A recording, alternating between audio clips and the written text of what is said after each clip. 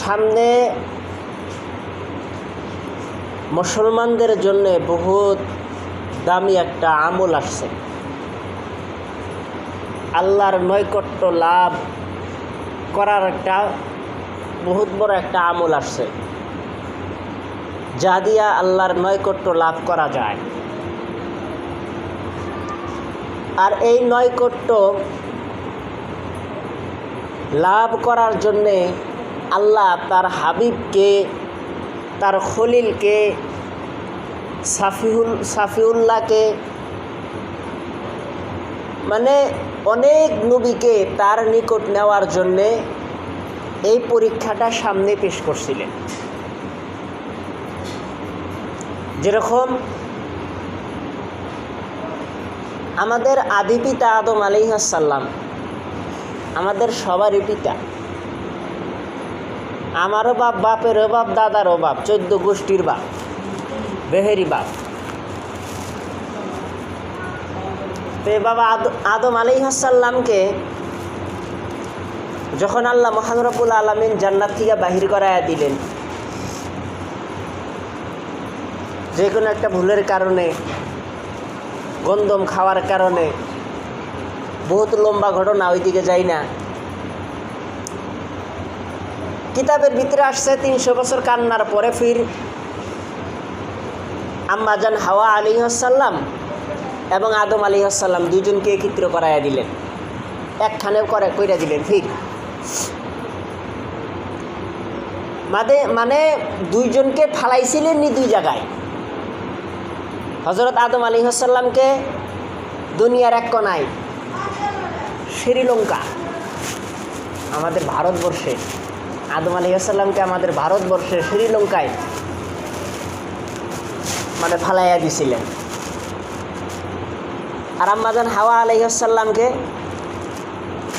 আরবের ওই সাইডে, মানে দুইজনকে দুই সাইডে,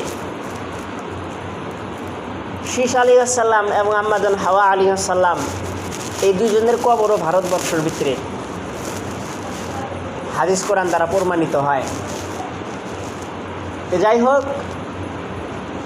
আমাদের আদি পিতা আদম আলাইহিস সালামের প্রথম কদম ভারতবর্ষে পড়ছে। দুনিয়াতে আসার পরে, দুনিয়া তো তখন অন্ধকার, এর আগে জিনের বসবাস ছিল, দুনিয়া অন্ধকার।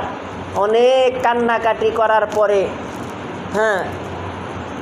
এক কিতাবে 300 বছর, 350 বছর কান্নাকাটি করার পরে ফির দুইজনকে আল্লাহ একত্র করাইয়া দিলেন। দেওয়ার পরে এরা যখন সংসার আরম্ভ করলো, আল্লাহ মহান রব্বুল আলামিন আদম আলাইহিস সালামকে কৃষিকাম শিক্ষা দিয়েছেন। ওই জন্য আল্লাহর কাছে সবথেকে দামি কাম হলো কৃষিকাম। কৃষিকামকে আল্লাহ খুব পছন্দ করে, কারণ কৃষিকাম আল্লাহ নিজে শিক্ষা দিয়েছে আদম আলাইহিস সালাম। আল্লাহ নিজে কৃষিকাম শিক্ষা দিয়েছেন, তারা সংসার শুরু করছে, আল্লাহ তাদেরকে বাচ্চা কাচ্চা দিয়েছেন। ওই টাইমে আল্লাহ মহান রব্বুল আলামিনের কুদরত, আম্মাজান হাওয়া আলাইহিস সালামের যখন সন্তান হয়েছে, দুইজন সন্তান একসাথে জন্মগ্রহণ করছে। দুইজন সন্তান একসাথে জন্মগ্রহণ করছে, একটা ছেলে একটা মেয়ে, দুইজন একসাথে জন্মগ্রহণ করছে। আল্লাহ মহান রব্বুল আলামিনের কাছ থেকে আদেশ আসিল যে দুইজন যে একসাথে জন্মগ্রহণ করলে, এই দুইজনে ভাই বোন, একজন মেয়ে হইল একজন ছেলে হইল, দুইজনে একসাথে জন্মগ্রহণ করলো, এরা দুইজন ভাই বোন। পরে যে ফির দুইজন হইল, মানে প্রথমে যে হয়েছে, যেই চ্যাংরা হয়েছে, যেই ছেলে হয়েছে, পরে যেই মেয়ে হয়েছে, এই দুজনের সাথে বিয়া দিয়ে দাও। এবং প্রথমে যেই মেয়ে হয়েছে, পরে যেই ছেলে হয়েছে, এই দুজনের হাতে বিয়া দিয়ে দাও। মানে একসাথে যে জন্মগ্রহণ করছে, একজন ভাই একজন বোন, দুইজনে একসাথে জন্মগ্রহণ করছে, এই দুইজনে বিয়া দেওয়া হারাম আছিল ওই টাইমে। আল্লাহর হুকুম আছিল পরে যে জন্মগ্রহণ করব তাদের কাছে, মানে উল্টা পুল্টা, এই পরের মেয়ে আগের পলার সাথে, আগের মেয়ে পরের পলার সাথে, উল্টা পুল্টা করে বিয়া দেওয়ার হুকুম আছিল তখন। দুনিয়া শুরু হওয়া লাগবো। তো যাই হোক, প্রথম সন্তান হাবিল কাবিল আসিল। তে হাবিলের সাথেও একজন মেয়ে হয়েছে। হ্যাঁ, তারপরে কাবিলের সাথেও একজন মেয়ে হয়েছে। কাবিল আসিল ছোট ভাই, হাবিল আসিল বড়। কাবিলের সাথে যেই মেয়ে জন্মগ্রহণ করছিল নাম আসিল জিওয়া। হাবিলের সাথে যে মেয়ে জন্মগ্রহণ করছিল নাম আসিল আকলিমা। তো আকলিমা খুব সুন্দর আসিল, সেই সুন্দর আসিল। আর পরে যে জন্মগ্রহণ করছে এরকম সুন্দর আসিল না। তো এখন হাবিল মানে আল্লাহর হুকুম যে পরেরটার সাথে আগেরটা, আল্লাহর হুকুম। হাবিলের মানে পছন্দ তার সাথে যে জন্মগ্রহণ করছে তাকেই পছন্দ। সুন্দরত্ব বেহেই পছন্দ করে, হ্যাঁ, জামালিক বেহেই পছন্দ করে, জামাল কামাল বেহেই পছন্দ করে। কিন্তু জামাল কামাল চিরজীবন থাকে না, এইটা মানুষের ওরকম তাড়াতাড়ি বিশ্বাস করবার চায় না। মানুষে মনে করে আমি মনে হয় চিরজীবনই জামাল থাকি, কিন্তু মানুষ চিরজীবন জামাল থাকে না। চামড়া একদিন ঢিলা যাই, একদিন চামড়া ঢিলা যাই, সৌন্দর্য চিরজীবন থাকে না। তো যাই হোক, মানে এই বাক্য ধরলো ওর সাথে যে জন্মগ্রহণ করছে তাকেই নিকা করব। কিন্তু আল্লাহর কাছ থেকে হুকুম তো আর একটা, আল্লাহ মহান রব্বুল আলামিন হুকুম করছে আর একটা, কিন্তু হাবিল কইতেছে আর এক কথা। মানে কাবিলের সাথে যে জন্মগ্রহণ করছে একে বিয়া করব না, জিওয়াকে বিয়া করব না, ও আকলিমাকে বিয়া করব। কিন্তু আকলিমা তো আর বোন, একসাথে দুইজনে জন্মগ্রহণ করছে। আর যে দুইজনে একসাথে জন্মগ্রহণ করছে এই দুইজনে বিয়া দেওয়া হারাম। এবং হাতের অন্ধস্ত বুঝে নেব। তখন আদম আলাইহিস সালাম কি করলেন, দুইজনের মাঝে শর্ত দিলেন যে তোমরা কুরবানি করো, তোমরা দুইজনেই কুরবানি করো। যার কুরবানি কবুল হব তার সাথে আকলিমাকে বিয়ে দেওয়া হবে। দুই ভাই কুরবানি করলো। তখনকার কুরবানির নীতি আছিল, কুরবানি করার পরে যেই কুরবানি আল্লাহর দরবারে কবুল হয়ে গেছে, আসমান থেকে গাইবীভাবে আগুন আইসা সেই কুরবানির গোশত মাংসকে পুইরা ছাই করে দিছে। এটা তখনকার টাইমের ইয়া ছিল। যেরকম হ্যাঁ, ইউনুস আলাইহিস সালামের টাইমে কেউ যদি নৌকাতে উঠছে আর ওই নৌকাতে যদি কোনো চোর যদি উঠছে, সেই নৌকা ডুবে গেছে গা। ওই জন্যে নৌকার ভিতরে নৌকার মাঝিরা এলান করছে, কোনো চোর যদি নায়ের ভিতরে উঠে থাকো তুমি নামো, তুমি নাইমা যাও, তোমার জন্য এত মানুষ মরবো, তুমি নাইমা যাও। হ্যাঁ, কোনো চোর যদি নৌকার ভিতরে উঠতেন এবং কোনো পলাতন ব্যক্তি একজন মানে বাড়ি ছেড়ে পলাইছে, আত্মীয় স্বজন ছেড়ে পলাইছে, এলাকা ছেড়ে পলাইছে, এই পলানো ব্যক্তি যদি নৌকার ভিতরে উঠতো, ওই নৌকা ডুবে যায়। ওই জন্য যে ইউনুস আলাইহিস সালাম তো একবার পলাইলেন, পলানোর পরে নায়ের ভিতরে উঠছিলেন, যখন মাঝি এলান করলেন, করার পরে বহুত লম্বা ঘটনা, বাদশাহ এলান করছিলেন যে পরের দিন ইউনুসকে হত্যা করা হবো, ইউনুস আলাইহিস সালামকে। ওই জন্য ইউনুস আলাইহিস সালামের ডরে ভাগছিলেন। হ্যাঁ, তখন ইউনুস আলাইহিস সালাম নায়ের থেকে জাপ দিল। জাপ দেওয়ার পরে বয়েল মাছে খায়া হালাইলো, ওই মাছে আর এক মাছে খাইলো। তো যাই হোক, তখন হাবিল কাবিল দুই ভাইয়ে কুরবানি করলেন, খোলা ময়দানে কুরবানি করলেন। হাবিলের কুরবানির জিনিস অবাই পইরা রইল, হ্যাঁ, এবং কাবিলের কুরবানি আল্লাহ কবুল করে নিল। আগুন এসে পুইরা ছাই হয়ে গেল। কুরবানি করার পরে আগুন এসে পুইরা ছাই হয়ে গেল, আল্লাহ কবুল করে নিল। কারণ আকলিমা কার কাছে ওর সাথেই দেওয়া লাগে। হাবিল এই কথাটা মাইনা নিবার পারলো না। তো বহুত লম্বা ঘটনা। তো কুরবানি আদম আলাইহিস সালামের ওইখান থেকেই আসছে। হ্যাঁ, শীষ আলাইহিস সালামের জামানাতেও কুরবানি ছিল, নূহ আলাইহিস সালামের টাইমেও কুরবানি ছিল, মুসা আলাইহিস সালামের টাইমে, দাউদ আলাইহিস সালামের টাইমে। হ্যাঁ, ফির দেখেন আমাদের জাতিপিতা ইব্রাহিম আলাইহিস সালাম, আমাদের জাতিপিতা ইব্রাহিম আলাইহিস সালাম, উনির 85 বছরে যখন আল্লাহ সন্তান দিলেন বিবি হাজারার গর্ভে, হ্যাঁ, হযরত ইসমাইল আলাইহিস সালামকে দিলেন আল্লাহ। 85 বছর বয়স, এর ভিতরে সন্তান নাই। সন্তান দেওয়ার পরে তো খুব খুশি। হ্যাঁ, এমনিই তো মা বাপের সন্তানকে অনেক আদর করে, তারপরে 85 বছর পরে পাইছে আহাইলা মাহাইলা, আরও আদর বেশি। যখন বেটা আড়া শিখছে, চলাফেরা করবার পারে, বাপের সাথে চলাফেরা করবার পারে, তখন আল্লাহ স্বপ্নে দেখাইলেন কুরবানি করো। কুরবানি করলেন, ফির স্বপ্নে দেখাইলেন কুরবানি করো।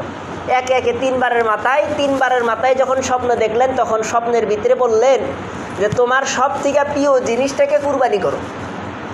ইব্রাহিম আলাইহিস সালাম বুঝা নিলেন যে আমার সব থেকে প্রিয় জিনিস তো আমার যে ছেলে, একে আমি সব থেকে বেশি মহাব্বত করি, তাহলে তো একেই কুরবানি করা লাগে। বেড়া দেখেন কত বড় ধৈর্যশীল আর কত বড় আখলাকওয়ালা, চরিত্রবান। বাপে বেটাকে কইতেছে, বাবা আমি একটা স্বপ্নে দেখছি রাত্রে। বলে কি স্বপ্ন? বলে স্বপ্নে দেখছি আমাকে মানে সব থেকে প্রিয় জিনিসটাকে কুরবানি করবার কইছি, আর আমার কাছে আমি তো দেখতেছি সব থেকে প্রিয় তুমি। তাহলে এখন তোমার মতামত কি? তুমি কও কি? কোরআন পাকে আল্লাহ জানায়া দিছে, কোরআন পাকে আয়াতের ভিতরে আল্লাহ জানায়া দিছে। ইসমাইল আলাইহিস সালাম বলতেছে, বাবা যদি কুরবানি করার কথা যদি আসছে, সব থেকে প্রিয় জিনিসকে কুরবানি করার কথা আসছে, হ্যাঁ করো, আমাকে কুরবানি করো।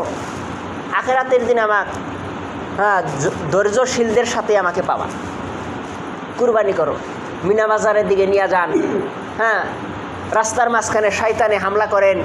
ইসমাইল আলাইহিস সালামকে কোয়ান, এই তোর বাপের সাথে যাইতেছে, জানোস কি করবো?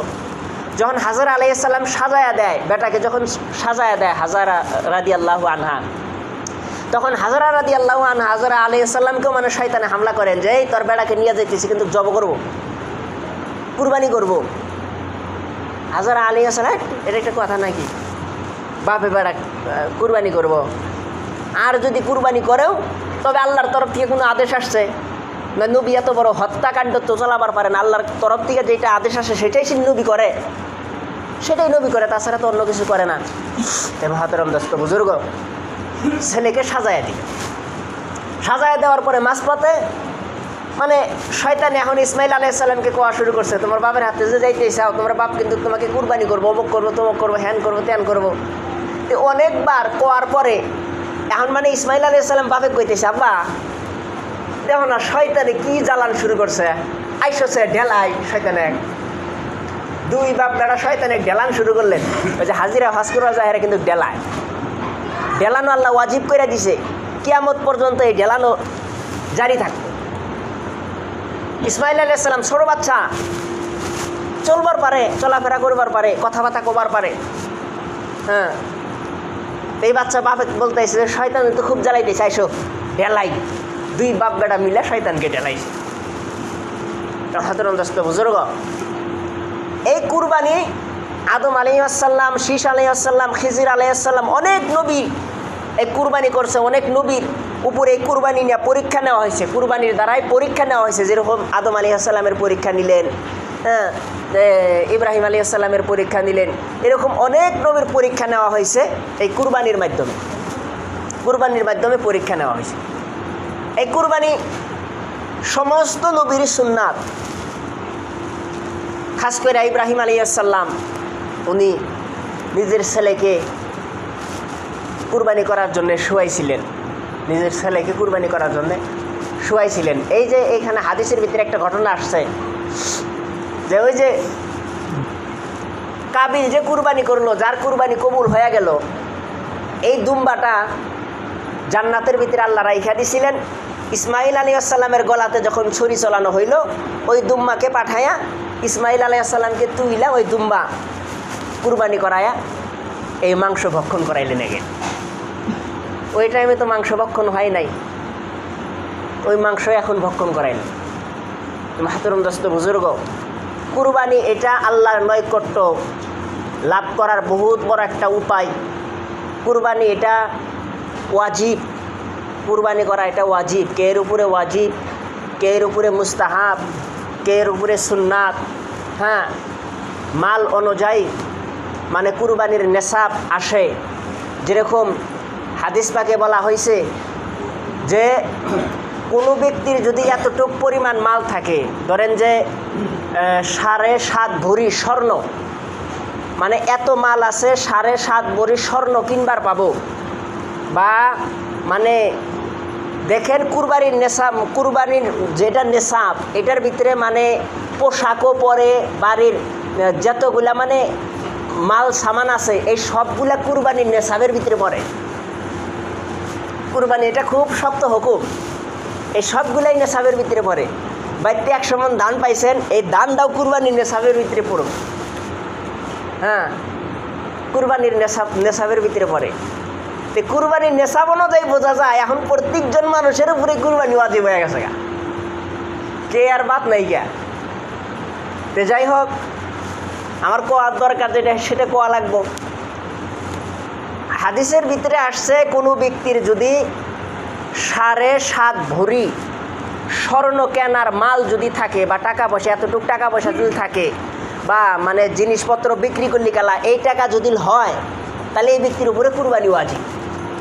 আর রূপার ক্ষেত্রে 52.5 ভরি। কোনো ব্যক্তির যদি 52.5 ভরি রূপা কেনার মাল সামান যদি থাকে, টাকা পয়সা যদি থাকে, এই ব্যক্তির উপরে কুরবানি ওয়াজিব। আর কুরবানির নেশাবের ভিতরে যে কইলাম পোশাক পরে, তুমি মানে 500 টাকা দামে জুব্বা পরো, এই জুব্বাটাও কুরবানির নেশাবের ভিতরে পড়ে। এটা ওই যে 52.5 তলা ওই যে রূপার মূল্য, যে ওই মূল্যর ভিতরে এই যে 500 টাকার জুব্বাটাও পরবো, 100 টাকার টুপিটাও পরবো। এই সব কিছু পরার পরে যদি মানে জুব্বা ধরেন 500 টাকা, টুপি ধরেন 100 টাকা, তাহলে 600। হ্যাঁ, তার বাদে হাড়ি পাল্লা এগুলা সব পরে। হাদিসের ভিতরে আসছে, মাসলার ভিতরে আসছে, এগুলা সব পরে। এগুলা সব যদি বিক্রি করার পরে যদি 52.5 ভরি রূপা কেনার সমতুল্য পয়সা যদি হয়, এই ব্যক্তির কুরবানি করা দরকার, কুরবানি করা উচিত, কুরবানি করা দরকার, কুরবানি করা উচিত, মানে ওয়াজিব হয়ে যায় এর উপরে। এমন একটা কথা কি কুরবানি যে আমার গুরুই করা লাগবে এমন কথা তো আর না। ছাগল করেন, এখন আপনার নেশাব পুরা হয়েছে, কিন্তু নেশাবের মালের দরকার আছে। 52.5 ভরি রূপা কেনার পয়সা আপনার আছে, কিন্তু পয়সার তো দরকার আছে, সামনে একটা কাম বাইতে হয়েছে যা। তো এখন যদি কুরবানি দেন, গরুর তো যে দাম, ধরেন যে 20,000 টাকা একটা গরু লাগলো, 20,000 টাকা কমে গেলেন, সামনে তো একটা মানে কাম আপনার পইরে রয়েছে, ওই কামের ভিতরে ফিরবানি কি বানি হয়। হ্যাঁ, টাকা পয়সার দরকার আছে, তাহলে একটা ছাগল দেন 5,000 টাকা, 2,000 টাকা দিবা যায়, ভালো দেখে একটা মোটা তাজা ছাগল দেখা কেনেন। পশুর বয়স কেমন হওয়া উচিত? যদি উটের বয়স 5 বছর লাগে, উটের বয়স 5 বছর লাগে, এবং যদি গরুর বয়স 2 বছর, মোষ এবং গরু 2 বছর বয়স লাগে। আর ছাগলের বয়স, হ্যাঁ, ছাগল, দুম্বা, ভেড়া এগুলো 1 বছর। কিন্তু যদি মানে 1 বছর আর ভেড়া 6 মাসের ভেড়াও কুরবানি করা যায়, যদি মানে ওরকম মোটা তাজা যদি হয়, 6 মাসের ভেড়াও কুরবানি করা যায়। কিন্তু দুম্বা, ছাগল এগুলোও মানে 6 মাসের করা যায়, কিন্তু ওই যে মানে কতগুলা ছাগল দেখবেন বয়স হয়েছে 6 মাস, কিন্তু মনে হয় 1 বছরের হয়ে গেছে গা, আবারে বাপরে বাপ মোটা তাজা হয় না, তো ওইটা ফির কুরবানি করা চলবো। কিন্তু আসল কথা হইল হাদিসের ভিতরে আসছে, হ্যাঁ, দাতা মানে দাতা জন্তুকে কুরবানি করা, যেটা মানে দাঁতছে, গরু হোক, ভৈষ হোক, ছাগল হোক, যেটা দাঁতছে, এই দাতাটা কুরবানি করা দরকার, কুরবানি করা লাগে। কুরবানির ভিতরে অনেক মাসলা আছে, যেরকম দেখেন খুদ গরু কুরবানি চলে না, খুদ ছাগলও কুরবানি চলবো না, খুদ ভৈষও কুরবানি চলবো না। এখন মানে গরুর শিঙ্গা বড় বড়, কিন্তু শিঙ্গা করা পর্যন্ত ভাঙ্গা গেছে গা, এটা কুরবানি চলবো না, এটা কুরবানি চলবো না। এখন মানে শিঙ্গা যদি বড় থাকে, 3 ভাগের 1 ভাগ যদি ভাঙ্গা যায়, মানে 2 ভাগ আছে, মাপ দিয়ে আপনি দেখেন, মানে দেখেন যে মানে 1 ভাগ ভাঙছে, 2 ভাগে বেশি আছে, মানে 3 ভাগের 2 ভাগ আছে, 1 ভাগ ভাঙ্গা গেছে গা, তাহলে এটা কুরবানি চলবো, এটা কুরবানি চলবো। মানে 3 ভাগের 2 ভাগে যদি ভাঙ্গা যায়, তাও এটা কুরবানি না করাটা উত্তম, কিন্তু করলে গেলে কোনো অসুবিধা নাই। কিন্তু একবারে ভাঙ্গা গেছে গা, এটা কুরবানি চলবো না, কুরবানি হবো না, এটা কুরবানি হবো না। এখন আমি গরু একটা কিনলাম, যার কাছে কিনলাম তার কাছে হোস করলাম, বয়স কত, কুরবানি করা লাগবো, যেহেতু হাদিসের ভিতরে বলা হয়েছে গরুর বয়স 2 বছর লাগবো, তাহলে আমি যে বেচবার নিগাইছে তার কাছে হোস করলাম, বয়স অল্প কমই আছে, কিন্তু বেচার আশাই কইল যে না 2 বছর 2.5 বছর হয়ে গেছে গা। ওর কথা বিশ্বাস করা এবং ওই অনুযায়ী কিনা আইন ওটাকে কুরবানি করে দেন, বয়স যদি কমও থাকে কুরবানি হয়ে যাবো, অসুবিধা নেই। ওর কথা বিশ্বাস করা লাগবে। এখন ও কি কইছে এখন মিছাই কইছে না হাসাই কইছে, ও বুঝুক গালতিস মুহু, মিথ্যা পাপের মাথা, মিথ্যা পাপের সর্দার, মিথ্যা পাপের মা, মিছা কইছে ও বুঝুক গা। আমি বিশ্বাস করলাম, কুরবানি করলাম। এখন কোনো গরুর যদি মানে দাঁত, কতগুলা গরু দেখবেন যে দাঁত মানে এমনভাবে নড়ে, ঘাস খায় না, খালি মানে নেবড়া ফালায়, যে লাল খালি নেল ফালায়, নেবড়া ফালায়, ঘাস খায় না, এই গরুটা ফির কুরবানি করা যাব না। দাঁতের ক্ষেত্রে সব দাঁত নইরা গেছে গা, ঘাস খায় না, ঘাস টাস কোনো কিছু খাবার পায় না, এই গরুটা কুরবানি চলবো না। তার বাদে কোনো গরুর যদি কান কাটা গরু, এই কান কাটাও শিঙা কাটার মাসালা আর কান কাটার মাসালা একই। ওই 3 ভাগের যদি 1 ভাগ কান কাটা হয়, গরু কুরবানি চলবো। আর যদি মানে 3 ভাগের 2 ভাগে যদি কান কাটা হয়, তাহলে এই যে এটা কুরবানি না করা উত্তম, করলেও অসুবিধা নেই। হ্যাঁ, আর পাগল গরু কুরবানি চলবো না। কিন্তু ওরকম পাগল যদি না হয়, ঘাস টাস সব কিছু খায়, এই গরু কুরবানি করা যাব, অসুবিধা নাই। কিন্তু না করাটাই ভালো, যেহেতু গরুটা পাগল হয়ে গেছে গা, না করাটাই ভালো। তো এই কুরবানির ক্ষেত্রে আমাদের আসলে কতগুলা মাসালার উপরে আমাদের খেয়াল রাখা দরকার, তার বাদে আমাদের কুরবানি করা দরকার।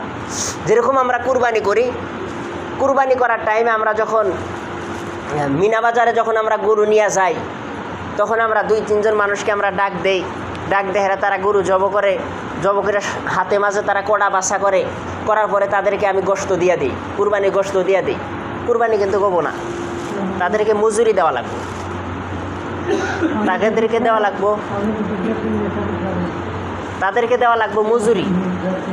এখন আপনি কোন হিসাবে মজুরি দেন, ওই হিসাবে মজুরি দিবেন। আর যদি কোন যে আমি মাংস দিব, যদি আপনি মাংস দিবেন গেছেন, তাহলে আপনার ভাগের থেকে দেওয়া লাগবে, আপনার ভাগের থেকে। ওই যে 3 ভাগের 1 ভাগ যে আপনি পাবেন, 1 ভাগ তো আত্মীয় স্বজনের, আর 1 ভাগ ফকির মিসকিনের, এই 2 ভাগের ভিতরে আপনার কিন্তু কোনো দায় দাবি নাই যদি কুরবানি করেন। ওই যে অনেকেই গোশত খাওয়াম এইবার, যে বড় বলদ কুরবানি দিলাম, এই আশায় কুরবানি দিলে কিন্তু কুরবানি হবো না। হ্যাঁ, গোশত এবার খাওয়াম, বহুদিন ভরা খাম গোশত। কুরবানির গোশত অনেক দিন পর্যন্ত সংগ্রহ করে রাখা যায়, এটা কোনো অসুবিধা নেই। 3 দিন পর্যন্ত রাখা ভালো, 3 দিনের বেশিও রাখবার পারে। কিন্তু অভাবের দিন যদি থাকে, 3 দিনের বেশি রাখা হারাম। আর যদি অভাবের দিন যদি না থাকে, তাহলে যদি ইচ্ছা করে যে এই জিলহজে কুরবানি দিলাম, আর 1 জিলহজ পর্যন্ত মাংস একটা করে টুকরা বাইর করবো আর খাবো, তাও খাবার পাবো, কোনো অসুবিধা নেই। কিন্তু অভাবের দিনে সংগ্রহ করে রাখাটা হারাম। বেহে অভাব করে রয়েছে, গোস্ত মাছ পায় না, আর এই মানে কুরবানির গোস্ত ফ্রিজে দিয়ে এরা সারা বছর ভরা খায়, এটা হারাম। তো যাই হোক, কুরবানির মাসালা অনেক আছে, সামনের সপ্তাহে ইনশাল্লাহ আলোচনা করার চেষ্টা করবো, আরও কিছুগুলো তুলে ধরার চেষ্টা করবো। তা আমরা গরু যখন আমরা কুরবানি করবো, আমরা নিজে করে মানুষ আমরা যে নিয়ে যাবো, তাদেরকে যদি আমার বাগের থেকে দেওয়ার চেষ্টা করবো, এবং কি মজুরি দেওয়ার চেষ্টা করবো। একজনকে 100 টাকা করে দেন, 200 টাকা করে দেন, কুরবানিটা আপনার সহি হই, 500 টাকা বেশি গেল, 1000 টাকা বেশি গেল, কুরবানিটা আপনার সহি হই। ওই একজনকে 1 টুকরা মাংস দিয়ে, আধা কেজি মাংস দিয়ে, 1 পোয়া মাংস দিয়ে কুরবানিটা নষ্ট করেন কে? 20,000 টাকা দিয়া গরু কিনা, এত এই 20,000 টাকাটাই আপনি নষ্ট করে হাল দিলেন। তো আমাদের কুরবানি যেন নষ্ট না হয়, আমরা কুরবানি যাবো, বাইরের থেকে আমরা রশি নিয়ে যাবো, বাইরের থেকে দাও নিয়ে যাবো, বাইরের থেকে গামলা নিয়ে যাবো, মাছের গামলা ব্যবহার করবো না। একজনে গামলাটাই নিয়ে গেছে, দেওয়াছে তোমার গামলাটা, হ্যাঁ, মাংস বাইরে নিয়ে থিয়ে আইসি। গরুর যেটা ঠ্যাং বান্ধি আমরা কুরবানির টাইমে, যেটা আমরা ঠ্যাং যেটা বান্ধি, ওটাও যেন নিজের যেন দড়ি অনুযায়ী হয়, নিজের সব কিছু যেন নিজের হয়। আল্লাহ পাক বলনেওয়ালা শুননেওয়ালা, ভাইকে বলার থেকে শোনার থেকে বেশি আমল করা